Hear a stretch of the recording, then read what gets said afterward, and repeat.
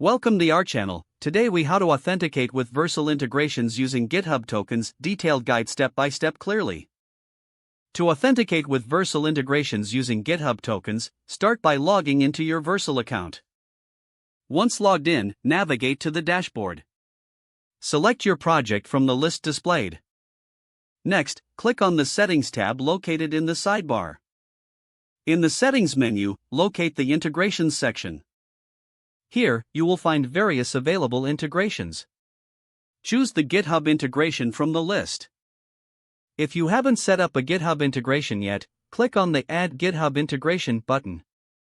You will be prompted to log into your GitHub account if you aren't already logged in. After authenticating with GitHub, you may be asked to authorize Vercel to access your GitHub repositories. Review the permissions being requested and click Authorize. This process will create a GitHub Personal Access token. Copy the generated token for later use. Return to your Vercel settings after copying the token. In the Integrations section, find and click Configure beside the GitHub integration. You will see a field asking for your GitHub token. Paste the token you copied into this field. Next, click Save Changes to finalize the integration configuration. Your Vercel project should now be authenticated with GitHub. You can test the integration by deploying your application to confirm everything is functioning correctly.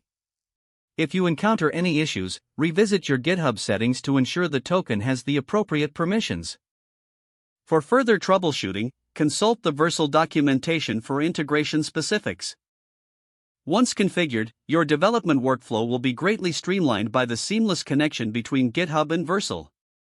If the page does not load, refresh the browser or try again in a private or incognito window. Make sure you are using the correct email address, then retype it carefully to avoid small typos. If your password is not accepted, use the reset option and create a new strong password you can remember. Check your spam folder for verification or security emails, then complete any requested confirmation steps.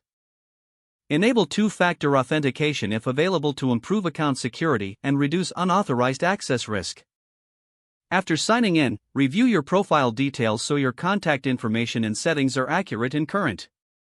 Don't forget to like this video and subscribe to our channel for more step-by-step tech guides.